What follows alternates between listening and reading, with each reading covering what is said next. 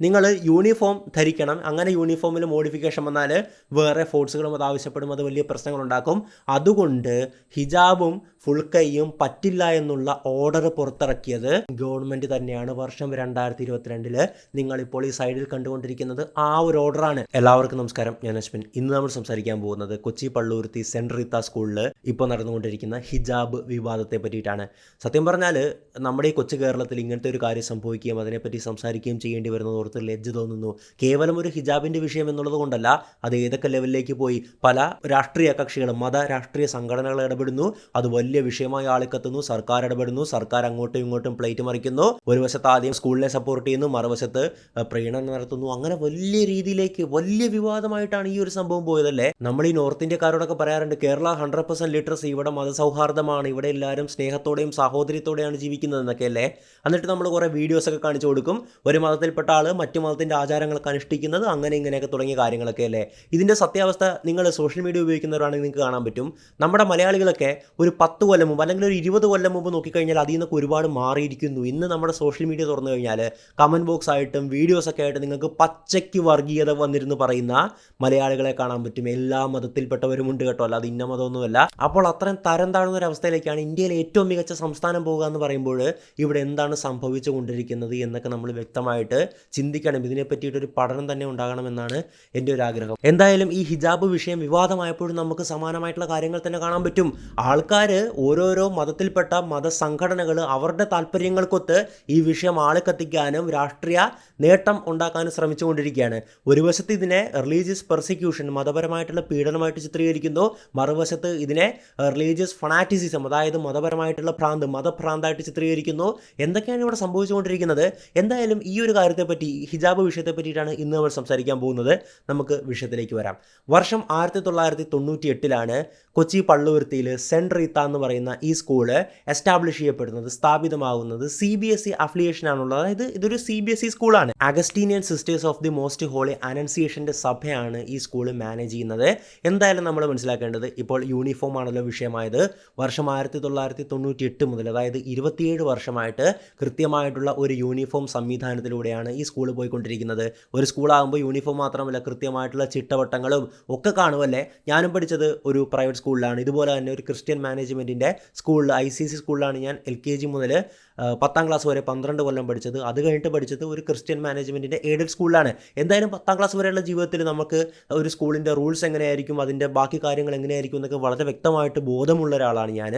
അപ്പോൾ എന്തായാലും ഈ സ്കൂള് തുടങ്ങി ഇന്നേ വരെ സമാനമായിട്ടുള്ള പ്രശ്നങ്ങളൊന്നും സംഭവിച്ചിട്ടില്ല. അങ്ങനെ ഇരിക്കെ 2025 എത്തി, 27ാമത്തെ വർഷമാണല്ലേ. 2025 ഈ പുതിയ അധ്യയന വർഷം, ഈ കറണ്ട് അധ്യയന വർഷമുണ്ടല്ലോ, ആ അധ്യയന വർഷത്തിൽ അവിടെ അഡ്മിഷൻ എടുക്കാനായിട്ട് ഒരു 13കാരി വരികയാണ്. 8ാം ക്ലാസ്സിലേക്കാണ് ആ പെൺകുട്ടി അഡ്മിഷൻ എടുത്തിട്ടുണ്ടായിരുന്നത്.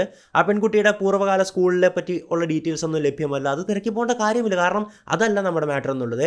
എന്തായാലും ആ കുട്ടി അവിടെ പഠിക്കാൻ വരികയാണ്. അപ്പോൾ ഇന്നേ വരെ ആ സ്കൂളിലാരും ഇതുപോലുള്ള ഹിജാബാണല്ലോ വിഷയം, അതുകൊണ്ട് നമുക്ക് ഹിജാബിൻ്റെ കാര്യം പറഞ്ഞല്ലേ പറ്റത്തുള്ളൂ. അപ്പോൾ ഹിജാബ് ഉപയോഗിച്ച് വരുന്ന സിസ്റ്റമോ കാര്യങ്ങളോ ഒന്നും ഇല്ലായിരുന്നു. കാരണം ഈ ഒരു സ്കൂളിന് കൃത്യമായിട്ടുള്ള ഒരു യൂണിഫോം കോഡുണ്ട്.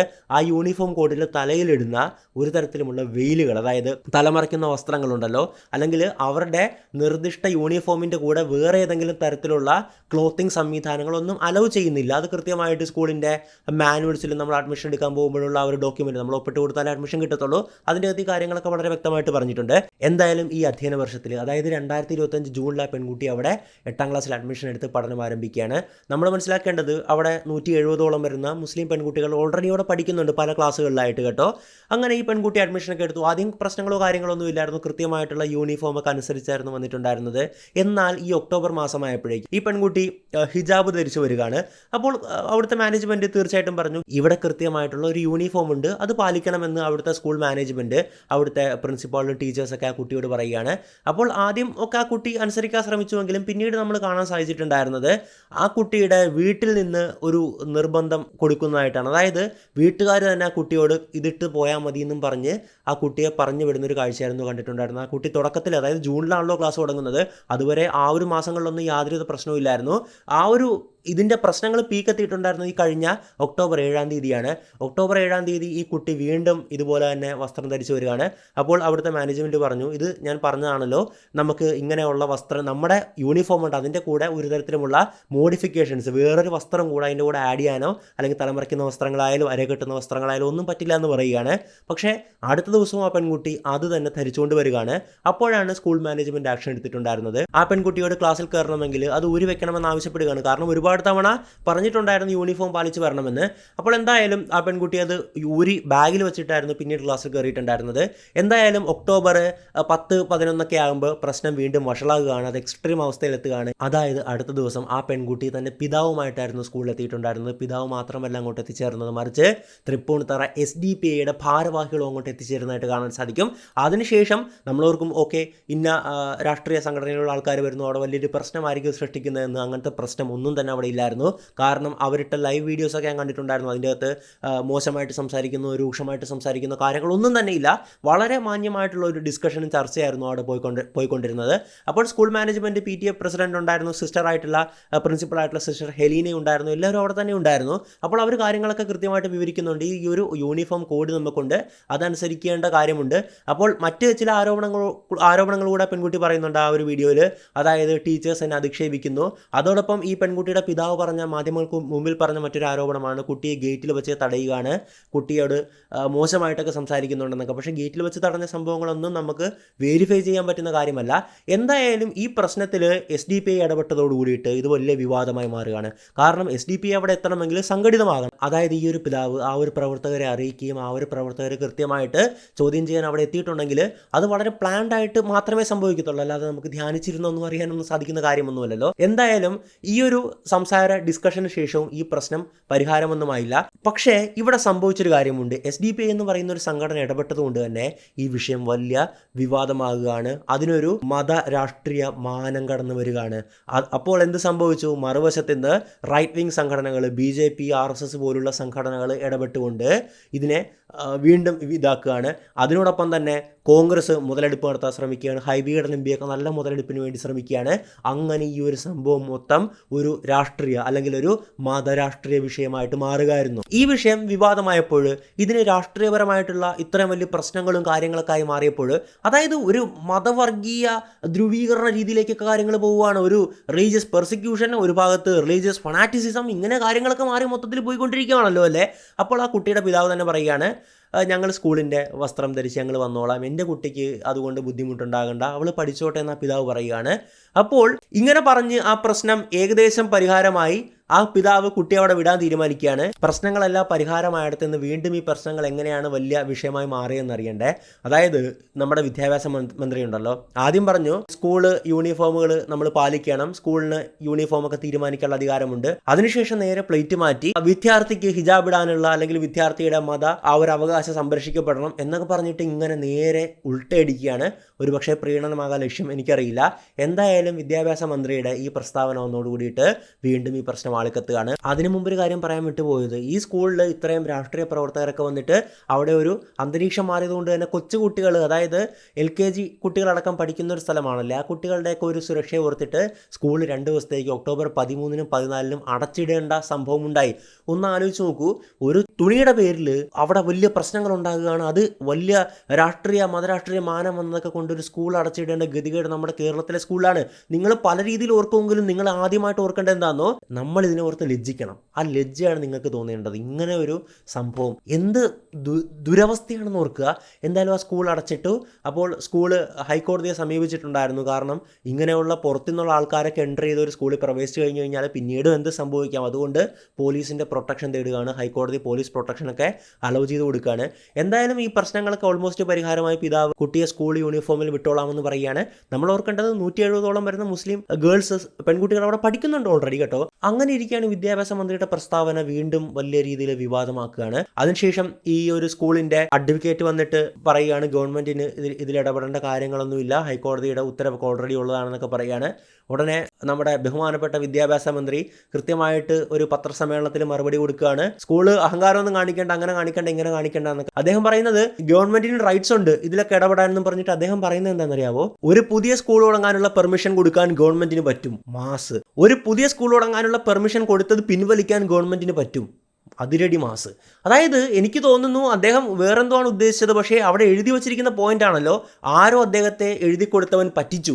പുതിയ സ്കൂൾ തുറക്കുന്നതും അതിനുള്ള അംഗീകാരമാണ് കേരള എഡ്യൂക്കേഷൻ റൂളിലെ ചാപ്റ്റർ 5 പറഞ്ഞിരിക്കുന്നത്. റൂൾ 3 പറയുന്നത് withdrawal of permission granted to open school. അതായത് ഈ സ്കൂള് പൂട്ടിക്കുന്നതും അല്ലെങ്കിൽ അവിടുത്തെ യൂണിഫോം റെഗുലേഷനുമായി ബന്ധപ്പെട്ട എന്തോ കാര്യമാണല്ലോ പറയാൻ വന്നത്. പക്ഷേ ഒരു പുതിയ സ്കൂൾ തുടങ്ങാൻ പെർമിഷൻ കൊടുക്കുന്നതിൻ്റെയും അത് പിൻവലിക്കുന്നതിൻ്റെയും കാര്യം അവിടെ പത്രസമ്മേളനത്തിൽ വന്നിരുന്ന് പറഞ്ഞത് എന്തിനാണെന്ന് എനിക്ക് മനസ്സിലാവുന്നില്ല. മറ്റൊരു ഡയലോഗ് ഉണ്ടല്ലോ, വെടിക്കെട്ട് പാറമേക്കാവിൻ്റെ ആണെങ്കിലും മറ്റേതാ ഗംഭീരമായിരുന്നു. ഒരു പരസ്പര ബന്ധമില്ലാത്ത കാര്യം പറയുന്നതായിട്ടാണ് എനിക്ക് തോന്നിയിട്ടുണ്ടായിരുന്നത്. ഇപ്പോൾ ഈ പ്രശ്നം അങ്ങനെ തന്നെ തുടരുകയാണ്. നിലവിലെ ലേറ്റസ്റ്റ് അപ്ഡേറ്റ് എന്തെന്നാൽ ആ പിതാവ് ആ കുട്ടിയെ അവിടെ പഠിക്കാൻ വിടണ്ടാൻ തീരുമാനിക്കുകയാണ്. ആ കുട്ടിയെ വേറെ സ്കൂളിലേക്ക് പറഞ്ഞയക്കാൻ പോവുകയാണ്. അവിടുത്തെ മാനേജ്മെന്റ് പറയുന്നൊരു കാര്യമുണ്ട്, യൂണിഫോം പാലിക്കാൻ തയ്യാറാണെങ്കിൽ മറ്റ് 170ഓളം വരുന്ന മുസ്ലിം പെൺകുട്ടികൾ അവിടെ പഠിക്കുന്നുണ്ട്. അപ്പോൾ അവരെ പോലെ തന്നെ വരാമെങ്കിൽ യാതൊരു പ്രശ്നവുമില്ല, ഞങ്ങളുടെ കുഞ്ഞിനെ ഞങ്ങൾ സ്വീകരിക്കും, സുഖമായിട്ട് പഠിക്കാം, യാതൊരുവിധ പ്രശ്നവും വരത്തില്ല എന്നുള്ളതാണ്. അങ്ങനെയൊക്കെയാണ് പ്രശ്നങ്ങൾ പോയിക്കൊണ്ടിരിക്കുന്നത്. ഇപ്പോഴും ഒരു തീരുമാനമായിട്ടില്ല. ഇനി നമുക്ക് യൂണിഫോമിനെ പറ്റിയിട്ടും വസ്ത്ര സ്വാതന്ത്ര്യത്തെ പറ്റിയിട്ട് സംസാരിക്കണം. എന്താണ് വസ്ത്ര സ്വാതന്ത്ര്യം? അത് മറ്റൊന്നുമല്ല, നിയമത്തിൻ്റെ അകത്ത് നിന്നുകൊണ്ട് വസ്ത്രം ധരിക്കുന്നതിനെയാണ് വസ്ത്ര സ്വാതന്ത്ര്യം എന്ന് പറയുന്നത്. പലപ്പോഴും പലരും തെറ്റായിട്ട് വസ്ത്ര സ്വാതന്ത്ര്യത്തെ വ്യാഖ്യാനിക്കാറുണ്ട്. ഇഷ്ടമുള്ള വസ്ത്രം എവിടെയും ധരിക്കാമെന്ന്. നമ്മളെല്ലാം സ്കൂളിൽ പോയത് യൂണിഫോം ഇട്ടല്ലേ. നമ്മൾ ബർത്ത്ഡേക്ക് വരുമ്പോൾ ഒരു ദിവസമൊക്കെ കളർ ഡ്രസ്സ് ഇടും, സ്കൂൾ മാനേജ്മെന്റ് അത് അംഗീകരിക്കും. പക്ഷേ എല്ലാ ദിവസവും നമുക്ക് ഇഷ്ടമുള്ള വസ്ത്രം ധരിക്കണമെന്ന് പറഞ്ഞു കഴിഞ്ഞാൽ നടക്കുമോ? ഇല്ല. കാരണം എവിടെയാണ് യൂണിഫോം ഇടേണ്ടത് അവിടെ നമുക്ക് ഇഷ്ടമുള്ള വസ്ത്രം ധരിക്കാൻ അനുവാദമില്ല. ചില മത ആരാധനാലയങ്ങളുണ്ട്, അവിടെ ഒരു ഡ്രസ് കോഡ് കാണും, അത് പാലിച്ചു പോകേണ്ടി വരും. ഒരുപാട് സേനകൾ, പോലീസ്, ആർമി, ഫയർഫോഴ്സ്, ഇവിടെയൊക്കെ നമുക്ക് യൂണിഫോം ഉണ്ട്, അവിടെ ഇടേണ്ടി വരും. പോട്ടെ, നിങ്ങൾ കഴിക്കാൻ പോകുന്ന റെസ്റ്റോറൻറ്റുകളിൽ വരെ പല യൂണിഫോംസും കാണുമല്ലേ, അവരവിടെ ഇടേണ്ടി വരും. അപ്പോൾ യൂണിഫോം ഉള്ളിടത്ത് യൂണിഫോം ഇടണം. അവിടെ വസ്ത്ര സ്വാതന്ത്ര്യം എന്ന് പറയുന്ന ഒരു സംഭവം നമുക്ക് ആപ്ലിക്കബിൾ അല്ല. ഇനി നിങ്ങൾ പബ്ലിക്കിൽ ഇറങ്ങുവാണെങ്കിൽ നിങ്ങൾക്ക് ഇഷ്ടമുള്ള വസ്ത്രം ധരിക്കാം, അപ്പോഴും നിയമത്തിൻ്റെ അകത്ത് നിന്നുകൊണ്ടാകണം. എപ്പോഴൊക്കെയാണ് നിയമവിരുദ്ധമാകുന്നത്? ഇപ്പോൾ ഈ ഷർട്ട് നിയമവിരുദ്ധമാക്കാൻ ഒരു പാടുമില്ല. നമ്മുടെ രാജ്യത്ത് നിരോധിച്ച ഒരു സംഘടനയെ പ്രകീർത്തിക്കുന്ന ഒരു സ്ലോഗൻ എഴുതിയാൽ അത് നിയമവിരുദ്ധമായി. അതുപോലെ തന്നെ മറ്റൊരു കാര്യം, അതൊരു ഗ്രേ ഏരിയയിലാണ് വരുന്നത്. ഒബ്സീൻ ആക്ടിൻ്റെ പരിധിയിൽ ചിലപ്പോഴൊക്കെ കാര്യങ്ങൾ വന്നേക്കാം. അതായത് ഈ ബസ്സിലൊക്കെ കയറി നഗ്നതാ പ്രദർശനം കാണിക്കുന്ന ആണുങ്ങളെ അറസ്റ്റ് ചെയ്തു എന്നൊക്കെ പറയുന്ന സംഭവം വന്നിട്ടില്ല. അപ്പോൾ ബസ്സിൽ നഗ്നതാ പ്രദർശനം കാണിക്കുന്ന രീതിയിൽ ഒരാണ് വസ്ത്രധാരണം നടത്തി കയറി കഴിഞ്ഞു കഴിഞ്ഞാൽ അതൊരു പക്ഷേ പ്രശ്നമായി മാറാം. അപ്പോൾ അത് ഒബ്സീൻ ആക്ടൊക്കെ തീരുമാനിക്കേണ്ടത് കോടതിയാണ്, നമുക്കൊരിക്കലും തീരുമാനിക്കാൻ പറ്റില്ല. അതുകൊണ്ട് അതൊരു ഗ്രേ ഏരിയയിലാണ് വരുന്നത്. ഇനി ഞാൻ ചോദിച്ചോട്ടെ, വസ്ത്ര സ്വാതന്ത്ര്യം, ഇഷ്ടമുള്ള വസ്ത്രം ധരിക്കാമെന്ന് പറയുന്നവർ തന്നെ പലപ്പോഴും അവർക്ക് താല്പര്യമില്ലാത്ത വസ്ത്രങ്ങൾ മറ്റുള്ളവർ ധരിക്കുമ്പോൾ അവർ അതിനെ രൂക്ഷമായിട്ട് വിമർശിക്കാറുണ്ട്. നിങ്ങൾ ചിന്തിച്ചു നോക്കൂ, ഇപ്പോൾ നിങ്ങൾ പല റിലീജിയനിൽ പെടുന്ന ആൾക്കാരായിരിക്കും അല്ലേ. വസ്ത്ര സ്വാതന്ത്ര്യത്തെ എവിടെയും വസ്ത്ര സ്വാതന്ത്ര്യത്തിന് വേണ്ടി മുറവിളി കൂട്ടുന്ന ആൾക്കാരാണ് ഞാൻ പറഞ്ഞത്. അതായത് സ്കൂൾ യൂണിഫോമിന് മേലെയാണ് നമ്മുടെ വസ്ത്ര സ്വാതന്ത്ര്യം എന്ന് വിചാരിക്കുന്നവർ ചിന്തിക്കാനാണ് ഞാനൊരു കാര്യം പറയുന്നത്. നിങ്ങൾ ഒരു മതവിശ്വാസിയാണെങ്കിൽ നിങ്ങളുടെ ആരാധനാലയത്തിൽ വളരെ മോഡേൺ ആയിട്ടുള്ള അല്ലെങ്കിൽ എക്സ്പോസിങ് ആയിട്ടുള്ള ഒരു വസ്ത്രം ധരിച്ച് ഒരു പുരുഷനോ സ്ത്രീയോ വന്നു കഴിഞ്ഞു കഴിഞ്ഞാൽ നിങ്ങൾ അക്സെപ്റ്റ് ചെയ്യുമോ? ഇല്ല. കാരണം ആ ഒരു ആരാധനാലയത്തിൽ അത് ഒരു പാലിക്കേണ്ട ഒരു ഡ്രസ് കോഡ് ഉണ്ടല്ലേ. അപ്പോൾ ഒരു ഡ്രസ് കോഡ് ഉള്ളിടത്ത് വസ്ത്ര സ്വാതന്ത്ര്യത്തിന് വേണ്ടി മുറവിളി കൂട്ടുന്നവർ നിങ്ങളുടെ സ്വന്തം ആരാധനാലയത്തിൽ അങ്ങനെ ഒരു വസ്ത്രം ധരിച്ച് ഒരാൾ വന്നു കഴിഞ്ഞു കഴിഞ്ഞാൽ നിങ്ങൾ അക്സെപ്റ്റ് ചെയ്യാൻ പറ്റുമോ? നിങ്ങൾ ആദ്യം ചിന്തിച്ച് നോക്ക്. ഇല്ല എന്നുള്ളതാണെങ്കിൽ നിങ്ങൾ ഒരു ഇരട്ടത്താപ്പാണ് കാണിച്ചുകൊണ്ടിരിക്കുന്നത്, നിങ്ങളൊരു ഹിപ്പോക്രസിയാണ് കാണിച്ചുകൊണ്ടിരിക്കുന്നത്. എല്ലാ മതത്തിൽപ്പെട്ടവരുടെ കാര്യമാണ് കേട്ടാണ് പറഞ്ഞത്. ഹിന്ദു, ക്രിസ്ത്യൻ, മുസ്ലിം എല്ലാവരും ചിന്തിച്ച് നോക്കിക്കൂ ഈ ഒരു കാര്യം. അപ്പോൾ യൂണിഫോം ഇടേണ്ടടുത്ത് യൂണിഫോം ഇടണം. ഇനി സ്കൂളിൻ്റെ കാര്യം പറയുവാണെങ്കിൽ കൃത്യമായിട്ട്, ഇനി ഞാൻ പറഞ്ഞതെല്ലാം വിട്ടു, കേരള ഹൈക്കോടതിയാണല്ലോ കേരളത്തിൻ്റെ പരമോന്നത കാര്യങ്ങൾ തീരുമാനിക്കുന്നത്. കേരള ഹൈക്കോടതിയുടെ വിധി കൃത്യമായിട്ടുണ്ട്. ഫാത്തിമ തസ്നീം എന്ന് പറയുന്ന ഒരു സ്കൂൾ വിദ്യാർത്ഥിനി മറ്റൊരു മുസ്ലിം വിദ്യാർത്ഥിനിയോടൊപ്പം ചേർന്ന് കേരള ഹൈക്കോടതിയെ സമീപിക്കുകയാണ്. ആ ഒരു ക്രിസ്ത്യൻ മാനേജ്മെൻറ്റ് തന്നെയായിരുന്നു സ്കൂളായിട്ടുണ്ടായിരുന്നത്. ആ ഒരു സ്കൂളിൽ ഹിജാബും അതുപോലെ തന്നെ ഫുൾ സ്ലീവ് വസ്ത്രവും ധരിക്കാൻ അനുവദിക്കണമെന്നായിരുന്നു പറഞ്ഞിട്ടുണ്ടായിരുന്നത്. കേരള ഹൈക്കോടതിയുടെ വിധി വളരെ പ്രസക്തമായിരുന്നു. ഹൈക്കോടതി പറഞ്ഞിട്ടുണ്ടായിരുന്നത് collective rights of the institution would prevail over the individual rights of the students എന്നാണ്. അതായത് വിദ്യാർത്ഥികളുടെ വ്യക്തിഗത അവകാശങ്ങളെക്കാൾ സ്ഥാപനത്തിൻ്റെ കൂട്ടായ അവകാശങ്ങളായിരിക്കും പ്രബലമായിരിക്കുക അല്ലെങ്കിൽ ശക്തമായിരിക്കുക എന്നുള്ളത്. അതായത് സ്കൂൾ യൂണിഫോം എന്ന് പറഞ്ഞാൽ ഒരു സ്കൂളിന് തീരുമാനിക്കാൻ പറ്റുന്ന ഒന്നാണ്. അപ്പോൾ അതിൻ്റെ മുകളിൽ നമുക്ക് എന്തെങ്കിലും മോഡിഫിക്കേഷൻ വരുത്തണമെങ്കിൽ അത് സ്കൂളിൻ്റെ ഡിസ്ക്രിപ്ഷനായിട്ടാണ് മാറുന്നത്. അതിപ്പോൾ വേറൊരു വസ്ത്രമാകാം, അല്ലെങ്കിൽ ഷാളാകാം, എന്തും ആയിക്കൊള്ളട്ടെ, അത് സ്കൂളിൻ്റെ തീരുമാനത്തിലാണ്, പരിഗണനയിലാണ് വരുന്നത്. ഞാൻ പ്രൈവറ്റ് സ്കൂളിൽ കൃത്യമായിട്ട് പഠിച്ചുകൊണ്ട് ഈ കാര്യങ്ങളൊക്കെ വളരെ വ്യക്തമായിട്ട് തന്നെ അറിയാം. നമ്മൾ ഒരു ഷൂസ് ധരിച്ചില്ലെങ്കിൽ പോലും അവിടെ ചോദ്യം ചെയ്യുമായിരുന്നു. കാരണം ഷൂസ് ആ ഒരു സ്കൂളിൻ്റെ യൂണിഫോമിൻ്റെ ഭാഗമാണ്. നമ്മൾ എഴുതി ഒപ്പിട്ട് കൊടുത്തിട്ടാണ് അഡ്മിഷൻ എടുക്കുന്നത്, ഷൂസും സോക്സും ധരിച്ചോളാമെന്ന്. അപ്പോൾ മഴക്കാലത്ത് മാത്രമാണ് അതിനൊരു ഇളവ് തരുന്നതല്ലേ. അപ്പോൾ ആ ഒരു ഇളവ് തരാൻ മാനേജ്മെൻറ്റിന് അധികാരമുണ്ട്. കാരണം നിങ്ങൾ ചില സ്കൂളുകളിൽ ഇത് അലവ് ചെയ്യും, ഓക്കെ ഫൈൻ, അലവ് ചെയ്താൽ അലവ് ചെയ്തു. അലവ് ചെയ്യാത്തിടത്തോളം കാലം നമ്മൾ യൂണിഫോം ഇടാൻ ബാധ്യസ്ഥരാണ്. കാരണം നമ്മൾ ഓൾറെഡി എഗ്രീഡാണ്. നിങ്ങൾ ഒരു വീട് വാടകയ്ക്ക് കൊടുക്കുകയാണ്, എഗ്രിമെൻ്റ് എഴുതിയിട്ട് 10 മാസത്തേക്ക്. പക്ഷേ 10 മാസം കഴിഞ്ഞ് അവർ മാറുന്നില്ലെങ്കിൽ അത് ശരിയായിട്ട് നിങ്ങൾക്ക് തോന്നുന്നുണ്ടോ? അവർ എഗ്രിമെൻ്റ് ഒപ്പിട്ട് തന്നതാണ്, എന്നിട്ട് മാറുന്നില്ലെങ്കിൽ അത് കുഴപ്പമില്ല എന്ന് പറയാൻ പറ്റും? ഇല്ലല്ലോ. അതുപോലെ തന്നെയാണ് നമ്മൾ എഴുതി ഒപ്പിട്ട് കൊടുക്കുന്ന ഒരു സാധനത്തിൽ നമ്മൾ അംഗീകരിക്കണ്ടേ? അതൊരു ബേസിക് സിവിക് സെൻസാണ്. ഹൈക്കോടതിയുടെയും ഒക്കെ വിധി നമുക്ക് കാണാൻ പറ്റും. എന്നിട്ട് പോലും ആ ഒരു യൂണിഫോമിന് അംഗീകരിക്കാൻ പറ്റില്ല എന്ന് പറയുന്നത് ഒരിക്കലും ശരിയായിട്ടുള്ള ഒരു രീതി ആയിട്ട് എനിക്ക് കാണാൻ സാധിക്കില്ല. നമുക്കിഷ്ടമുള്ള വസ്ത്രം ധരിക്കണമെങ്കിൽ അത് അലവ് ചെയ്യുന്ന സ്ഥലത്ത് പോകേണ്ടത് നമ്മളുടെ ബാധ്യസ്ഥതയാണ്. ഞാൻ ചോദിച്ചതുപോലെ തന്നെ നിങ്ങളുടെ ഒരു ആരാധനാലയത്തിൽ ഒരു പുരുഷനോ സ്ത്രീയോ വളരെയേറെ എക്സ്പോസിങ് ആയിട്ടുള്ള വസ്ത്രം ധരിച്ച് ഇട്ട് വരാൻ പറ്റുമോ? ഇല്ല. അവർക്ക് അങ്ങനെ പോകണമെങ്കിൽ പോകാൻ പറ്റിയ പബ്ബുകളോ ഡാൻസിങ് ക്ലബ്ബുകളോ അല്ലെങ്കിൽ മറ്റ് പബ്ലിക്കായിട്ടുള്ള സ്പേസുകളോ ഒക്കെ കാണും അല്ലേ? അവരവിടെ പോട്ടെ. ആരാധനാലയത്തിൽ അങ്ങനെ വരേണ്ട കാര്യമില്ലല്ലോ. അത് തന്നെയാണല്ലോ ഒരു പക്ഷേ നിങ്ങളും ചിന്തിക്കുന്നത്. അതുപോലെ തന്നെയാണ് ഈ സ്കൂളിൻ്റെ കാര്യമെന്നുള്ളത്. ഇത് അലവ് ചെയ്യുന്ന ഒരുപാട് സ്കൂളുകളുണ്ട്, അങ്ങോട്ട് പോകാം. ഇപ്പോൾ പിതാവ് എന്തായാലും ഫൈനലി ആ തീരുമാനമാണ് എടുത്തിരിക്കുന്നത്. ഇനി ഇതിൻ്റെ ഏറ്റവും വലിയ പ്രശ്നം എന്താണെന്നറിയോ? മറ്റൊന്നുമല്ല, കർണാടക ഹിജാബ് വിഷയം പോലെ തന്നെ വലിയൊരു വർഗീയ ധ്രുവീകരണമായിട്ട് മാറാനുള്ള സാധ്യതയുണ്ട്. അതുകൊണ്ടൊക്കെ തന്നെ ഇത് മുളയിലെ നുള്ളിക്കളയേണ്ടതിൻ്റെ ആവശ്യകത വളരെ വലുതാണ്. കർണാടകയിൽ എന്താണ് സംഭവിച്ചത്? ഹിജാബ് വിവാദം എന്നാണെങ്കിലും അവിടെ എക്സ്ട്രീം ആയിരുന്നു. ആ ഒരു പെൺകുട്ടി നിഖാബ് എന്ന് പറയുന്ന ശരീരം ഫുൾ യൂണിഫോമിനെ തല മുതൽ കാല് വരെ കവർ ചെയ്യുന്ന വസ്ത്രം ധരിച്ചാണ് വന്നത്. അതെങ്ങനെയാണ് സ്കൂൾ അലവ് ചെയ്യും? ഒരിക്കലും അലവ് ചെയ്യാൻ പറ്റുന്നൊന്നല്ല. അതെന്തായാലും വളരെ രൂക്ഷമായിട്ടുള്ള പ്രശ്നങ്ങളാകുകയാണ്. ഉടനെ തന്നെ റൈറ്റ് വിങ് ആയിട്ടുള്ള സ്റ്റുഡൻസും കാവി ഷാളം ധരിച്ച് വരികയാണ്. തീർച്ചയായിട്ടും ഇത് അലവ് ചെയ്യണമെന്ന് പറഞ്ഞു കഴിഞ്ഞാൽ മറ്റുള്ള സ്റ്റുഡൻസിനും അവരുടേതായിട്ടുള്ള മതപരമായിട്ടുള്ള എന്തെങ്കിലും ധരിക്കണമെങ്കിൽ അതും പറ്റുമല്ലോ. അത് തന്നെയാണ് ഇവിടെ പ്രശ്നം എന്നുള്ളത്. അപ്പോൾ ഒരു കൂട്ടർക്ക് ഇങ്ങനെ അംഗീകരിച്ച് കൊടുത്തു കഴിഞ്ഞ് കഴിഞ്ഞാൽ മറ്റൊരു കൂട്ടർക്ക് അതും ചെയ്യണമെങ്കിൽ ചെയ്യേണ്ടി വരും. അങ്ങനെ വലിയൊരു വർഗീയ തിരിവിലേക്കായിരിക്കും വരുന്നത്. യൂണിഫോമിൻ്റെ ഉദ്ദേശം എന്താണ്? യൂണിഫോമിറ്റി ആണല്ലേ, കുട്ടികൾക്കിടയിൽ തുല്യത ഉണ്ടാക്കാനും അപകർഷതാ ബോധം കുറയ്ക്കാനും. അതായത് പണക്കാരായിട്ടുള്ള കുട്ടികളുണ്ടാകും, അവർ വളരെ എക്സ്പെൻസീവ് ആയിട്ടുള്ള ഓരോ ഡ്രസ്സ് ഓരോ ദിവസം ഇട്ടുകൊണ്ട് വരുന്നു. അതൊക്കെ പറ്റാത്ത കുട്ടികളുണ്ടാകും. ആ തോട്ടൊക്കെ മാറിയിട്ട് എല്ലാവരും തുല്യരാണ് എന്നൊരു ചിന്തയിലേക്ക് എത്തിക്കാനാണ് ഈ യൂണിഫോം എന്നുള്ളത്. രണ്ടാമത്തത് കുട്ടിയുടെ സേഫ്റ്റിയാണ്. കാരണം ആ ഒരു സ്കൂളിലുള്ള കുട്ടികളെ കണ്ടാൽ തിരിച്ചറിയാൻ പറ്റും. പലപ്പോഴും കുട്ടികളൊക്കെ കാണാതാകുമ്പോൾ സ്കൂളിൻ്റെ യൂണിഫോം വെച്ചിട്ടൊക്കെയാണ് നമ്മൾ എപ്പോഴും ഐഡൻറ്റിഫൈ ചെയ്യുന്നതും ഒരുപാട് ഹെൽപ്ഫുൾ ആകുന്നതും അല്ലേ. അങ്ങനെ യൂണിഫോമിൻ്റെ പ്രധാന അടിസ്ഥാനം എന്ന് പറയുന്നത് കുട്ടികൾക്കിടയിലുള്ള തുല്യത വർദ്ധിപ്പിക്കുക, അപകർഷത ബോധം മാറ്റുക, ആ ഒരു മാനേജ്മെൻറ്റും സ്കൂളും എല്ലാം കുട്ടികൾ ഒരുപോലെ കാണുക തുടങ്ങിയ കാര്യങ്ങൾക്ക് വേണ്ടിയിട്ടാണ്. അതിനിടയിൽ എല്ലാ മതങ്ങളും അവർക്ക് ഇഷ്ടപ്പെടുന്ന രീതിയിൽ വസ്ത്രം ധരിച്ചു വന്നാൽ എങ്ങനെ ഇരിക്കും? ഇപ്പോൾ ഹിന്ദുക്കളാണെങ്കിൽ ഒരു കാവി ഷാൾ വിട്ട് വരുന്നു, മുസ്ലിംസ് ആണെങ്കിൽ ഹിജാബും ധരിച്ച് വരുന്നു, ക്രിസ്ത്യൻസ് ആണെങ്കിലും ഇതുപോലെ തലയിലൂടെ വെയിൽ ഒരു തുണിയിട്ട് വരുന്നു, അല്ലെങ്കിൽ ചട്ടയും മുണ്ടും ധരിക്കുന്നു. ഇതൊക്കെ അംഗീകരിക്കാൻ പറ്റില്ല. ബേസിക് ആയിട്ട് നമ്മൾ മനസ്സിലാക്കുക, നിങ്ങൾ ഒരു എങ്ങനെ എടുത്ത്, ഞാൻ പറയുന്നത് നിങ്ങൾ എങ്ങനെ എടുത്താലും കുഴപ്പമില്ല, സ്കൂൾ യൂണിഫോം എന്നുള്ളത് പാലിക്കാനുള്ളതാണെന്നുള്ളത് തന്നെയാണ് ഹൈക്കോടതി പറഞ്ഞിട്ടുള്ളത്. അത് മാന്യവും നിയമപരവുമാണെങ്കിൽ അതിനപ്പുറത്തേക്ക് വേറൊരു ടോക്ക് നമുക്ക് ആവശ്യമില്ല. ഇങ്ങനെ സംഭവിച്ച് നിങ്ങളിതിനെ സപ്പോർട്ട് ചെയ്യുകയാണെങ്കിൽ അത് വലിയ കർണാടകയിലൊക്കെ സംഭവിച്ചതുപോലെ വലിയ വർഗീയതയിലേക്കൊക്കെ പോകുന്നത്. അങ്ങനെ പോകാതിരിക്കാനാണ് ശ്രദ്ധിക്കേണ്ടത്. ഇനി ഇതിൻ്റെ ഒരു കൺക്ലൂഷൻ പറയുവാണെങ്കിൽ 3 കൂട്ടർ ഇങ്ങനത്തെ വിഷയം വരുമ്പോൾ ശ്രദ്ധിക്കാം. ഒന്ന്, രാഷ്ട്രീയ സംഘടനകൾ അല്ലെങ്കിൽ മതസംഘടനകളാണ്. ഏത് മതത്തിൽപ്പെട്ട ഏത് രാഷ്ട്രീയത്തിൽപ്പെട്ട സംഘടനകളാകട്ടെ സ്കൂളിൻ്റെ പടിക്കകത്തേക്ക് ഇവന്മാരെ അടുപ്പിക്കരുത്. ഇവന്മാരാണ് ഏറ്റവും വലിയ പ്രശ്നം ഉണ്ടാക്കുന്നത്, വർഗീയ ധ്രുവീകരണം ഉണ്ടാക്കുന്നത്. വർഗീയപരമായിട്ടുള്ള മുതലെടുപ്പിന് വേണ്ടിയിട്ടും രാഷ്ട്രീയ മുതലെടുപ്പ് നടത്തിയിട്ട് ഈ വിഷയത്തെ, ചെറിയൊരു വിഷയത്തെ വലിയ രീതിയിൽ ആളിക്കത്തിച്ച് വിവാദമുണ്ടാക്കി നേട്ടം കൊയ്യാൻ ശ്രമിക്കുന്ന വ്യക്തികൾ മാത്രമാണ് ഇവർ. ഞാൻ പറയുകയാണ്, എല്ലാ മതസംഘടനകളെ ഉദ്ദേശിച്ച് തന്നെയാണ് കേട്ടോ പറയുന്നത്. അപ്പോൾ അവരെ പരിസരത്തേക്ക് അടുപ്പിക്കരുത്. ഒരു ചെറിയ വിഷയം വരെ അവർ മുതലെടുപ്പ് നടത്തും. രണ്ടാമത്തത് സ്കൂൾ മാനേജ്മെൻറ്റും PTA ഒക്കെയാണ്. ഇങ്ങനെ ഒരു വിഷയം സ്കൂളിൽ സംഭവിച്ചു കഴിഞ്ഞ് കഴിഞ്ഞാൽ നമ്മൾ ഡീൽ ചെയ്യുന്ന ആരുമായിട്ടാണ്? കുട്ടികളായിട്ടാണല്ലേ. അതുകൊണ്ട് തന്നെ നമ്മളെടുക്കുന്ന ഓരോ സ്റ്റെപ്പും അത്രത്തോളം പക്വതാപരമായിരിക്കണം. ഞാൻ മനസ്സിലാക്കുന്നിടത്തോളം അവിടെ അവരൊന്ന് സംസാരിച്ചു എന്നും പറഞ്ഞിട്ട് നേരെ കോടതിയെ സമീപിച്ച് പ്രൊട്ടക്ഷൻ ഒന്നും മേടിക്കേണ്ട കാര്യമില്ല. അതൊക്കെ ഓവറായി പോയത് തന്നെയായിട്ടാണ് എനിക്ക് തോന്നുന്നത്. അത്രമാത്രം പ്രശ്നങ്ങളോ കാര്യങ്ങളോ അവിടെ ഉണ്ടായിരുന്നോ? ഇല്ല. തൊട്ടടുത്ത പോലീസ് സ്റ്റേഷനിൽ പറഞ്ഞിട്ട് ചെയ്തിട്ടുണ്ടെങ്കിൽ അവർ നേരിട്ട് സപ്പോർട്ട് ചെയ്യുന്നത്, മറിച്ച് കോടതി വഴി പോയി കോടതി വഴി പോലീസിൻ്റെ പ്രൊട്ടക്ഷൻ മേടിക്കേണ്ട അത്രയും വലിയ രീതിയിലേക്കൊന്നും കൊണ്ടുപോകേണ്ട കാര്യമില്ല. കുറച്ചുകൂടി പക്വതാപരമായിട്ട് തന്നെ കാര്യങ്ങൾ കൈകാര്യം ചെയ്യേണ്ടതുണ്ട്. നമുക്ക് സ്കൂളിലെ ചെറിയ ചെറിയ സംഭവങ്ങൾ വലിയ രീതിയിലേക്കായിട്ട് മാറാറുണ്ട് പലപ്പോഴും. അല്ലേ, നമുക്കത് മുളയിലെ നല്ല രീതിയിൽ നുള്ളിക്കളയാൻ പറ്റുമെങ്കിൽ അത് അവിടെ തന്നെ തീരും. മൂന്നാമത്തത് പറയാനുള്ളത് രക്ഷിതാക്കളോടാണ്. ഈ ഒരു വിഷയത്തിൽ ഒരു കാര്യം വളരെ വ്യക്തമാണ്. ആ കുട്ടിയുടെ അച്ഛൻ ഈ ഹിജാബ് ധരിച്ച് പോകണമെന്ന് നിർബന്ധം പിടിക്കുന്നുണ്ട്. ആ സ്കൂളിൽ വന്നിട്ടും അത് തന്നെയാണ് പറയുന്നത്, എൻ്റെ കുട്ടിക്ക് അങ്ങനെ ചെയ്യണം, ഹിജാബ് ധരിച്ച് തന്നെ വരണമെന്ന് പറയുകയാണ്. അതായത് സ്കൂൾ നിയമങ്ങളെ പോലും വെല്ലുവിളിച്ചുകൊണ്ട് ആ കുട്ടിയെ ഫോഴ്സ് ചെയ്ത് ഇത് ധരിപ്പിച്ച് വിടുകയാണ്. തുടക്കത്തിലൊന്നും ആ കുട്ടി ധരിച്ചിട്ടുണ്ടായിരുന്നില്ല. ഈ വിഷയത്തിൽ ഏറ്റവും കൂടുതൽ അഫക്റ്റഡ് ആയിട്ടുള്ള ആരെന്നറിയാമോ? സ്കൂളാണോ, രാഷ്ട്രീയ പാർട്ടികളാണോ, ഗവൺമെൻറ് ആണോ? ഒന്നുമല്ല, ആ ഒരൊറ്റ കുട്ടിയാണ്.